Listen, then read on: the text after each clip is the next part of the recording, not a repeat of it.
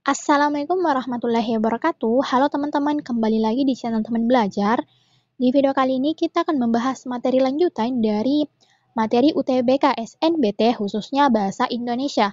Nah, di video-video sebelumnya kita telah membahas beberapa materi, yaitu yang pertama jenis dan unsur paragraf, yang kedua kalimat efektif, yang ketiga penggunaan huruf, dan yang keempat adalah penulisan kata. Maka untuk video kali ini kita akan membahas materi lanjutan yaitu materi yang kelima. Apa itu? Yaitu pemakaian tanda baca. Oke, langsung saja kita ke materinya.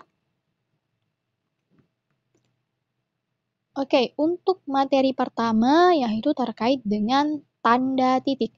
Nah, ada beberapa hal yang perlu diperhatikan dalam penggunaan tanda titik, yaitu yang pertama, tanda titik dipakai pada akhir kalimat pernyataan. Contohnya, mereka pergi ke sekolah, kami akan datang ke pesta kamu.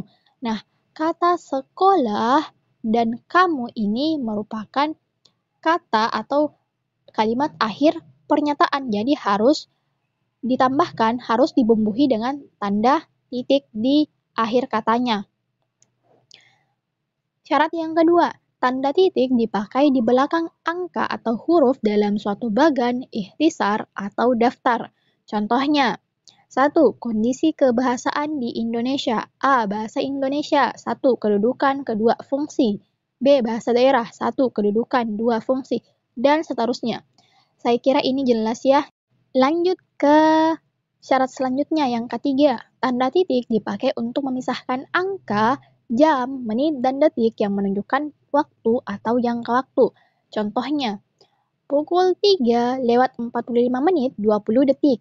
Jam 5 lewat 30 menit 25 detik. Jadi setiap bilangannya itu harus diikuti dengan tanda titik untuk memisahkan antara jam, menit, dan detik. Oke, lanjut. Yang keempat, tanda titik dipakai dalam daftar pustaka di antara nama penulis, tahun, judul, tulisan yang tidak berakhir dengan tanda tanya atau tanda seru, dan tempat terbit. Contohnya, Pusat Bahasa Departemen Pendidikan Nasional, 2008, Peta Bahasa di Negara Kesatuan Republik Indonesia, kemudian Jakarta, dan akhirnya juga titik. Lanjut, contoh selanjutnya, Molino, Anton M, 1989, Kembara Bahasa, Jakarta, Gramedia, titik. Jadi setiap katanya itu harus diikuti dengan tanda titik untuk memisahkan antara nama penulis, tahun, judul tulisan, dan tempat terbit. Lanjut yang kelima, tanda titik dipakai untuk memisahkan bilangan ribuan atau kelipatan yang menunjukkan jumlah. Contohnya, Indonesia memiliki lebih dari 13.000 pulau. Contoh selanjutnya, pembangunan Masjid Megah itu telah menghabiskan dana sebesar 500 juta rupiah. Lanjut ke materi yang kedua, yaitu penggunaan tanda koma. Nah, ada beberapa syarat yang perlu diperhatikan dalam penggunaan tanda koma. Yang pertama, tanda koma dipakai di antara unsur-unsur dalam suatu pemerincian atau pembilangan. Contohnya, pisang, mangga, durian, dan jeruk adalah buah kesukaanku. 1, 2, 3. Selanjutnya, yang kedua, tanda koma dipakai sebelum kata penghubung seperti tetapi, melainkan, dan, sedangkan, dan dalam kalimat majemuk setara.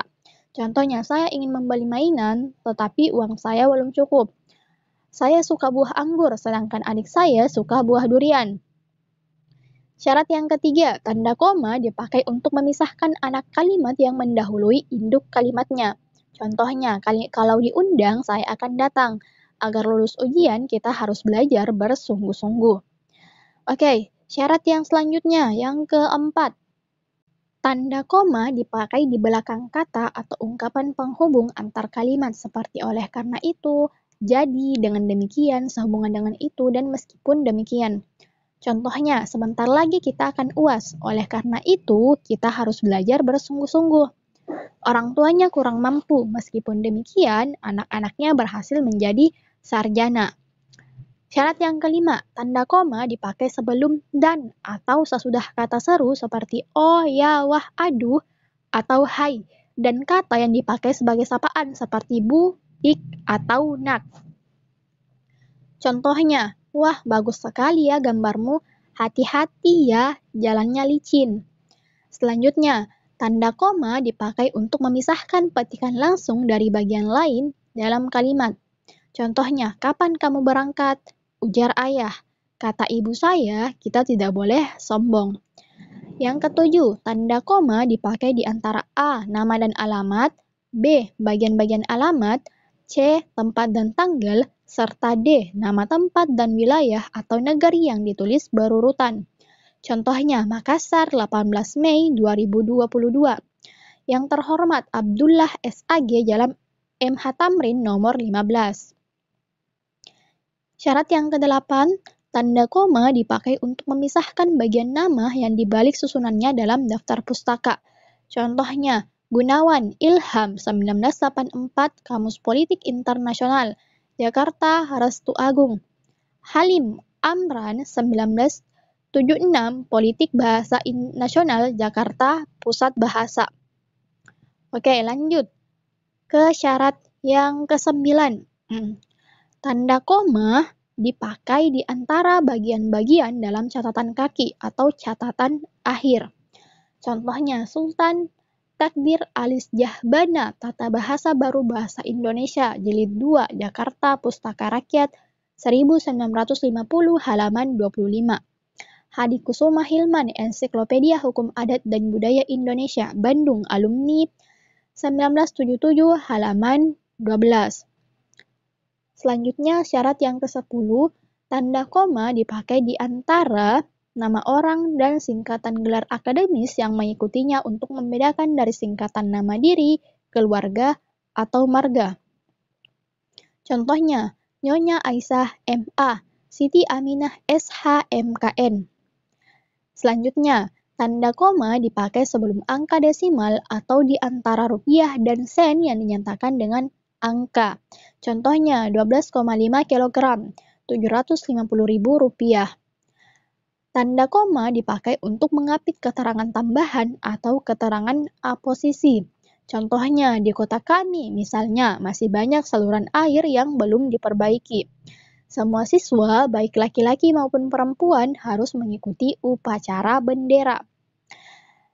Syarat yang terakhir, yang ke-13, tanda koma dipakai di belakang keterangan yang terdapat pada awal kalimat untuk menghindari salah baca atau salah pengertian.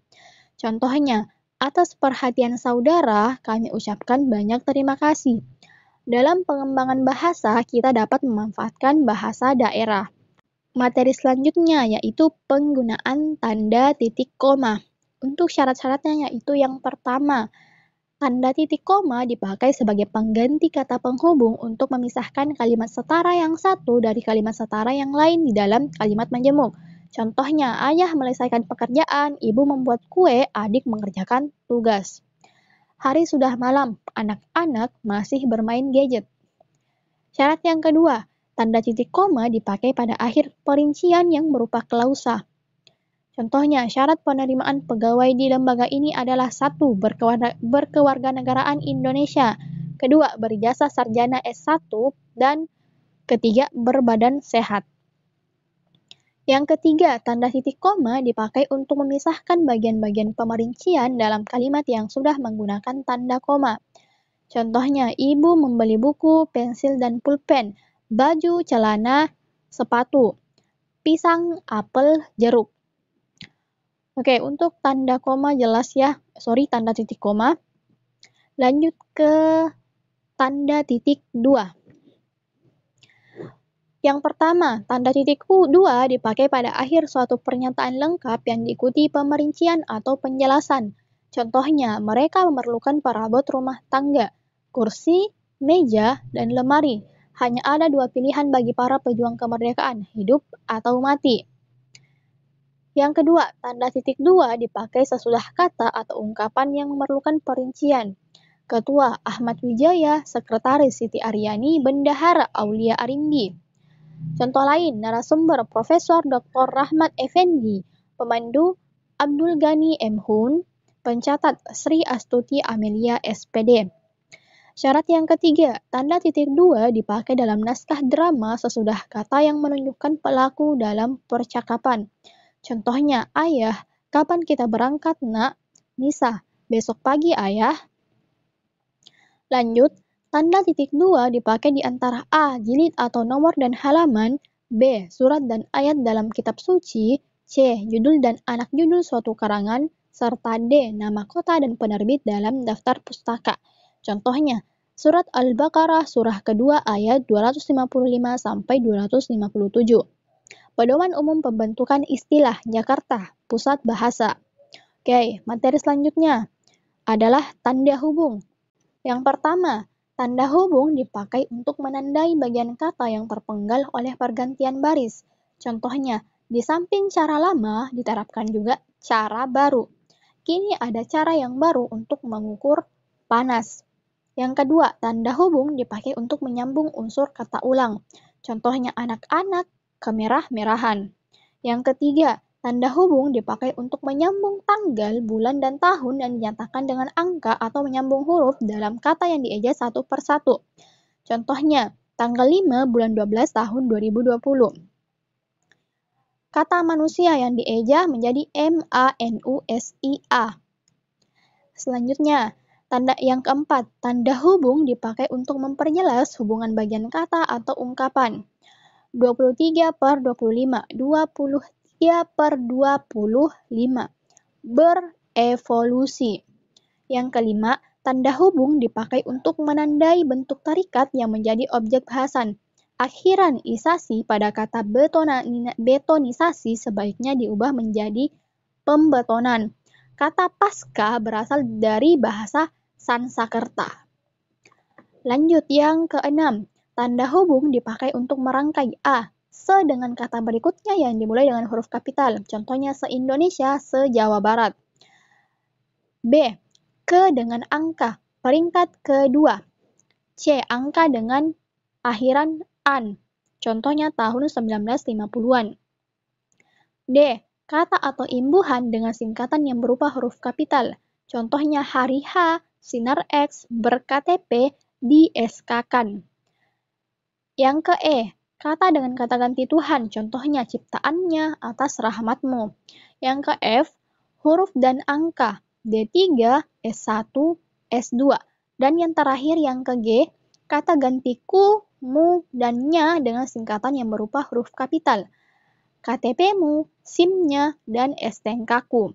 Oke, ini jelas ya. Lanjut ke yang ketujuh. Tanda hubung dipakai untuk merangkai unsur bahasa Indonesia dengan unsur bahasa daerah atau bahasa asing. Contohnya si kampung. Dalam bahasa Bugis artinya sekampung. Merikal artinya melakukan penarikan kembali. Lanjut ke materi selanjutnya. Ini adalah penggunaan tanda pisah. Ada beberapa syarat yang perlu diperhatikan dalam penggunaan tanda pisah, yaitu yang pertama, tanda pisah dipakai untuk membatasi pengisipan kata atau kalimat yang memberi penjelasan di luar bangun kalimat. Contohnya, kemerdekaan bangsa itu saya yakin akan tercapai. Keberhasilan itu dapat dicapai jika kita mau berusaha keras. Syarat yang kedua, tanda pisah dipakai untuk menegaskan adanya keterangan aposisi atau keterangan yang lain. Contohnya Soekarno-Hatta, proklamator kemerdekaan Indonesia.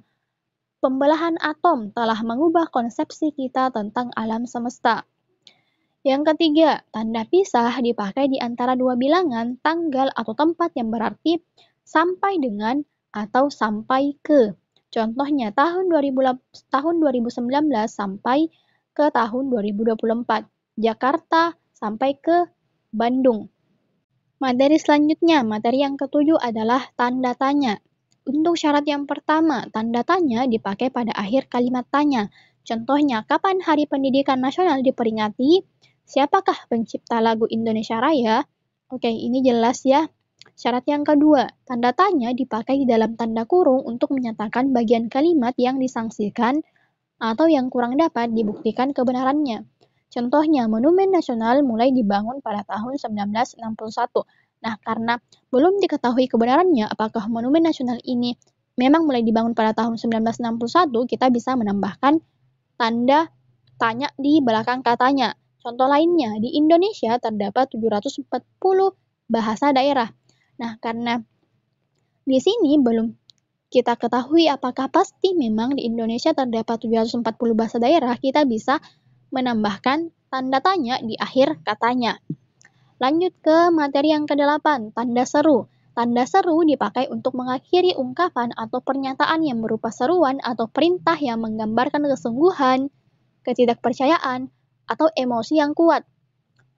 Ada beberapa contohnya yaitu, alangkah indahnya Taman Laut di Bunaken.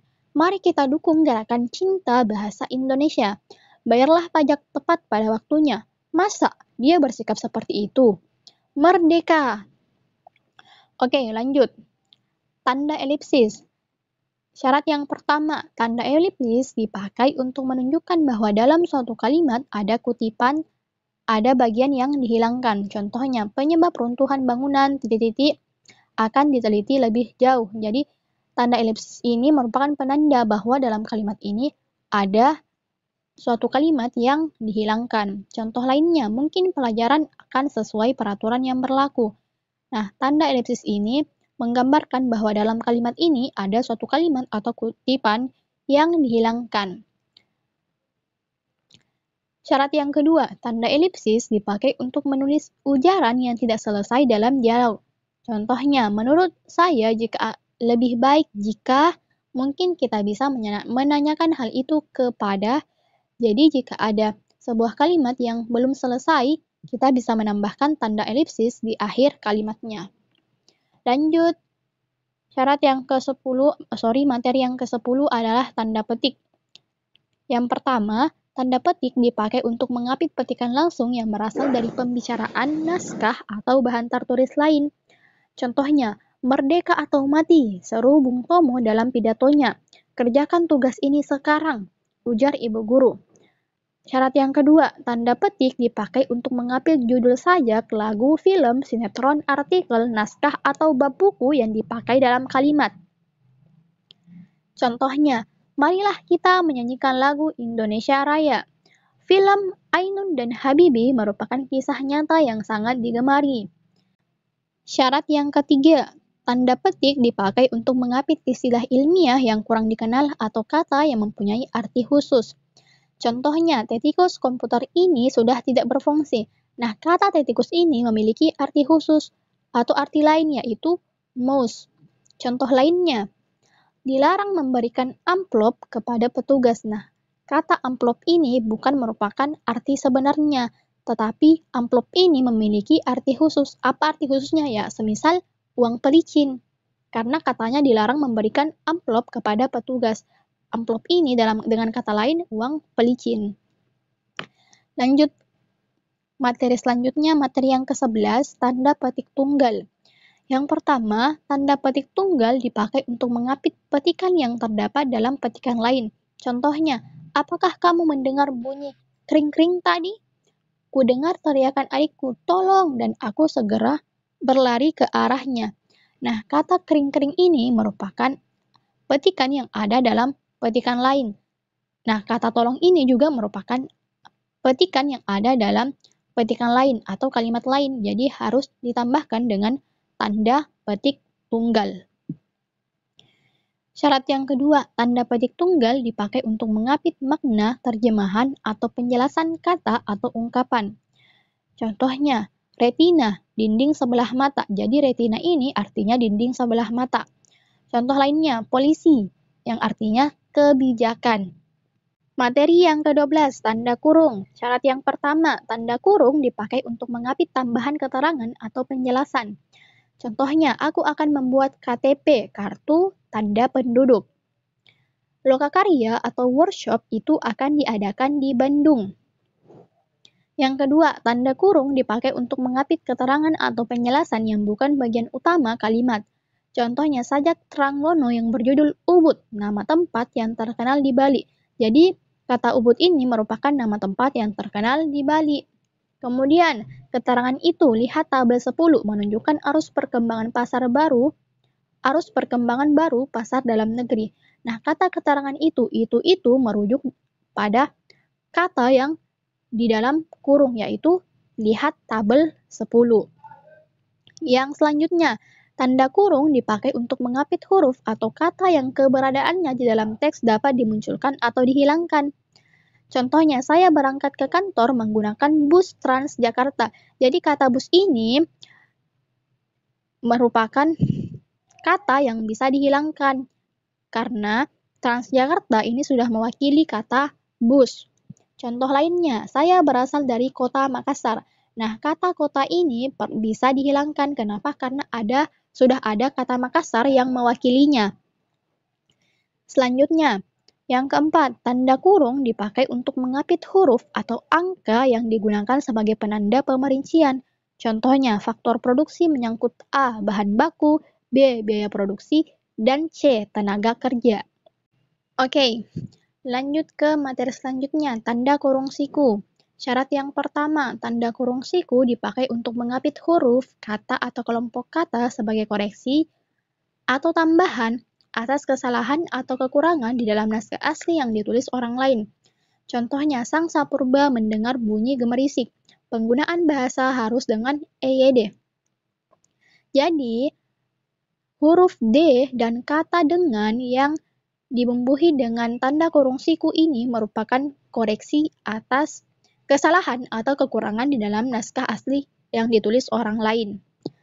Syarat yang kedua, tanda kurung siku dipakai untuk mengapit keterangan dalam kalimat penjelas yang terdapat dalam tanda kurung. Contohnya, persamaan kedua proses itu, perbedaannya dibicarakan di dalam bab 2, lihat halaman 35 sampai 38. Peraturan baru itu, pengubahan kurikulum sudah termuat dalam Undang-Undang Pasal 35. Oke, saya kira ini jelas ya. Lanjut ke materi selanjutnya, yang ke-14, tanda garis miring. Syarat yang pertama, tanda garis miring dipakai dalam nomor surat, nomor pada alamat, dan penandaan masa 1 tahun yang terbagi dalam 2 tahun takwim. Contohnya, nomor 7 PK2 2013, tahun ajaran 2022-2023. Syarat yang kedua, tanda garis miring dipakai sebagai pengganti kata dan atau serta setiap. Contohnya, mahasiswa atau mahasiswi, buku dan atau majalah. Syarat yang ketiga, tanda garis miring dipakai untuk mengapit huruf kata atau kelompok kata sebagai koreksi atau pengurangan atas kesalahan atau kelebihan di dalam naskah asli yang ditulis orang lain. Contohnya, dia sedang menyelesaikan hutangnya di bank. Buku pengantar linguistik karya Verhaar dicetak beberapa kali. Jadi huruf H dan huruf G ini diapit oleh tanda garis miring karena merupakan koreksi atau pengurangan atas kesalahan atau kelebihan di dalam naskah asli yang ditulis orang lain. Lanjut ke materi selanjutnya, tanda apostrof. Tanda penyingkat atau tanda apostrof dipakai untuk menunjukkan penghilangan bagian kata atau bagian angka tahun dalam konteks tertentu. Contohnya, dia kan kusurati. Kan artinya akan. Mereka sudah datang, kan? Nah, kan ini diapit tanda apostrof karena merupakan penyingkat dari kata bukan. Selanjutnya, malam lah tiba. Nah, lah ini penyingkat dari kata telah. Selanjutnya, 17 Agustus 45. Nah, 45 ini merupakan tanda penyingkat dari tahun 1945. Nah, karena kita tadi telah membahas banyak soal terkait dengan penggunaan tanda baca, alangkah baiknya kita juga membahas beberapa soal terkait dengan hal itu untuk memperdalam pemahaman ataupun pengetahuan kita. Nah, di sini saya sudah menyediakan cukup 2 soal saja. Dan saya juga menyediakan hyperlink ke materi terkait dengan soal untuk memudahkan kita menganalisis masing-masing opsi jawaban. Oke, kita ke soal yang pertama. Kalimat berikut ini yang ditulis sesuai dengan aturan penggunaan tanda baca adalah... Oke, kita analisis masing-masing opsi jawaban ke opsi yang A. Saya tidak akan membeli mobil mahal karena tidak punya uang. Ada tanda koma di sini. Apakah penggunaan tanda koma ini tepat? Oke, kita analisis dengan kembali ke materi terkait dengan tanda koma. Untuk opsi A ini terkait dengan syarat yang ketiga, yaitu tanda koma dipakai untuk memisahkan anak kalimat yang mendahului induk kalimatnya. Contohnya, kalau diundang, saya akan datang. Oke, dari sini kita bisa kembali ke soal untuk menganalisis opsi yang A. Nah, di pembahasan tadi mengatakan bahwa jika anak kalimat mendahului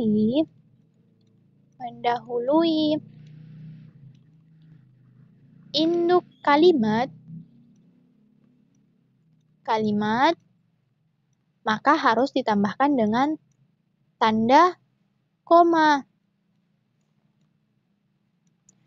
Nah, karena di opsi A ini bukan merupakan kalimat yang anak kalimatnya mendahului induk kalimat, jadi tidak perlu ditambahkan dengan tanda koma. Karena kalimat "saya tidak akan membeli mobil mahal" ini adalah induk kalimat. Kemudian, karena tidak punya uang, ini merupakan anak kalimat. Jadi, jika seperti itu tidak perlu ditambahkan dengan tanda koma, kecuali jika kita ubah kalimatnya menjadi anak kalimat mendahului induk kalimat seperti ini. Karena tidak punya uang,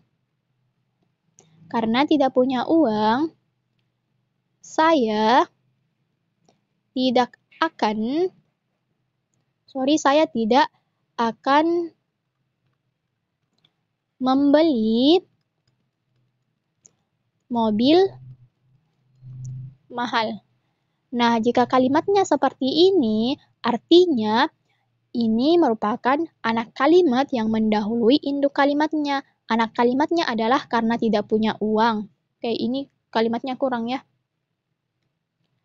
Anak kalimatnya adalah karena tidak punya uang. Kemudian induk kalimatnya adalah saya tidak akan membeli mobil mahal. Jadi, kita menambahkan tanda koma untuk mengapit antara anak kalimat dengan induk kalimat. Jadi, untuk opsi A ini penggunaannya salah. Kita lanjut ke opsi yang B. Oleh karena itu, saya harus rajin menabung. Oke, di opsi B ini tidak ada satupun tanda baca, tapi kita fokus ke kata oleh karena itu. Karena ini ada dijelaskan di materi tanda koma. Kita ke materinya terlebih dahulu. Materi tanda koma di syarat yang keempat. Nah, ini nih.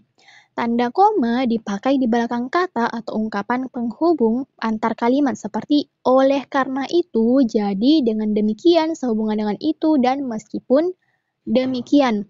Jadi, jika seperti itu, maka opsi B ini salah. Kenapa? Karena setelah kata penghubung oleh karena itu harus ditambahkan dengan tanda koma seperti ini. Jadi opsi B ini juga salah karena tidak sesuai dengan aturan penggunaan tanda baca. Lanjut ke opsi yang C. Saya suka buah apel, mangga, dan jeruk. Oke, ini merupakan sebuah kalimat pemerincian dan ini dijelaskan di materi tanda koma syarat yang pertama, yaitu tanda koma dipakai di antara unsur-unsur dalam suatu pemerincian atau pembilangan. Contohnya, pisang, mangga, durian, dan jeruk adalah buah kesukaanku. Nah, jika seperti itu, artinya opsi yang C ini juga salah, karena di sini di antara mangga ini harus diapit dengan tanda koma karena merupakan pemerincian dari jenis-jenis buah. Berarti opsi yang C ini juga salah karena tidak sesuai dengan aturan penggunaan tanda baca. Lanjut ke opsi yang D. Malam semakin larut, tanda titik koma, pekerjaannya belum selesai. Juga, oke, ini terkait dengan penggunaan tanda baca materi tanda titik koma. Kita ke materinya terlebih dahulu, materi tanda titik koma. Oke, opsi yang D dijelaskan di syarat yang pertama, yaitu tanda titik koma dipakai sebagai pengganti kata penghubung untuk memisahkan kalimat setara yang satu dari kalimat setara yang lain di dalam kalimat majemuk. Contohnya, ayah menyelesaikan pekerjaan, ibu membuat kue, adik mengerjakan tugas. Jadi, jika seperti itu, untuk opsi yang D, oke, kita kembali dulu ke soal. Untuk opsi yang D, ini tepat. Kenapa? Karena tanda titik koma ini merupakan tanda baca untuk mengapit kalimat yang setara. Jadi malam semakin larut dengan pekerjaan belum selesai juga itu merupakan kalimat yang setara. Jadi harus diapit dengan tanda titik koma. Berarti opsi yang D ini penggunaan tanda bacanya sudah tepat. Jadi untuk soal nomor 1, opsi yang paling tepat adalah opsi yang D. Tapi kita baca dulu ke opsi yang E. Aduh, kakiku sakit sekali. Oke, tidak ada penggunaan tanda baca, tapi kita analisis dengan materi tanda koma. Opsi yang E dijelaskan di syarat yang kemana nih? Kita cari dulu. Nah, ini syarat yang kelima, yaitu tanda koma dipakai sebelum dan atau sesudah kata seru seperti oh, ya, wah, aduh, atau hai, dan kata yang dipakai sebagai sapaan seperti bu, dik, atau nak. Contohnya, wah, bagus sekali ya gambarmu. Oke, cukup sampai sini. Kita kembali ke soal. Jadi, opsi yang E ini juga salah. Kenapa? Karena sesuai dengan penjelasan tadi bahwa jika ada kata seru yang termasuk kata seru di dalamnya adalah kata aduh, itu harus ditambahkan dengan tanda koma. Seperti ini. Aduh, koma, kakiku sakit sekali. Jadi, untuk opsi yang E ini juga salah karena tidak sesuai dengan aturan penggunaan tanda baca. Berarti benar ya, untuk soal nomor pertama, soal yang tepat adalah opsi yang D. Kita lanjut ke soal yang kedua. Soal yang kedua, penggunaan tanda penghubung yang tidak tepat terdapat pada kalimat. Oke, tanda penghubung. Berarti ini materi tanda hubung. Kita analisis masing-masing opsi jawaban. Ke opsi yang A, Ani menduduki peringkat ke-12. Opsi yang B, bulan ini akan diadakan musyawarah gubernur se-Indonesia. Opsi yang C, ia harus segera memperpanjang KTP-nya. Nah, ini ada kata penghubung, kata penghubung, kata penghubung. Kita analisis dengan cara ke materinya terlebih dahulu, materi tanda hubung. Oke, opsi A, B, C tadi dijelaskan di syarat yang ke-6 ini nih. Bahwa kata penghubung dipakai untuk merangkai A, se dengan kata berikutnya yang dimulai dengan huruf kapital seperti se-Indonesia, se-Jawa Barat. Opsi yang B, ke dengan angka peringkat kedua, ke dengan angka contohnya peringkat kedua. Opsi yang D, kata atau imbuhan dengan singkatan yang berupa huruf kapital seperti hari H, sinar X, ber-KTP, dan di SK-kan. Oke, kita kembali ke soal. Jadi, seperti pembahasan tadi, untuk opsi A, B, dan C ini penggunaannya sudah tepat. Jadi, opsi A ini tepat, opsi B tepat, opsi C juga tepat. Nah, karena di soal mengatakan yang tidak tepat, berarti bukan opsi A jawabannya, bukan opsi B juga, bukan opsi yang C juga. Kita lanjut ke opsi yang D. Apakah opsi yang D ini tepat atau tidak? Anak-anak itu bermain kejar-kejaran di halaman sekolah. Oke, kata penghubung di kata anak-anak dan kejar-kejaran. Kita analisis dengan cara kembali ke soal lagi, materi tanda hubung. Hal itu dijelaskan di syarat yang kedua, yaitu tanda hubung dipakai untuk menyambung unsur kata ulang seperti anak-anak ke merah-merahan. Jadi kita bisa kembali ke soal bahwa opsi yang D ini merupakan penggunaannya sudah tepat karena kenapa? Karena kata anak-anak ini merupakan kata yang berulang. Jadi harus dibumbuhi dengan tanda hubung. Begitupun dengan kata kejar-kejaran. Jadi untuk opsi yang D ini juga penggunaannya sudah tepat tapi bukan jawabannya. Berarti untuk soal nomor 2 ini otomatis jawabannya adalah opsi yang E. Tapi kita baca dulu apa sih yang membuat opsi yang E ini salah atau penggunaannya tidak tepat. Oke, kakek saya lahir pada tahun 1960-an. Oke, kita kembali ke materinya. Oke, hal itu dijelaskan di syarat yang ke-6 di bagian C. Angka dengan akhiran contohnya tahun 1950-an, jadi harus diikuti dengan tanda hubung. Jika seperti itu, maka opsi A ini kurang tepat karena di tahun 1960-an ini harus diikuti dengan tanda hubung. Jadi penulisannya seperti ini. 1960-an. Nah, jadi seperti ini. Oke, berarti untuk soal nomor 2, opsi yang paling tepat adalah opsi yang E karena penggunaannya tidak tepat. Berarti untuk materi kali ini cukup sampai sini dulu dan sampai jumpa di pembahasan materi dan soal selanjutnya. Terima kasih.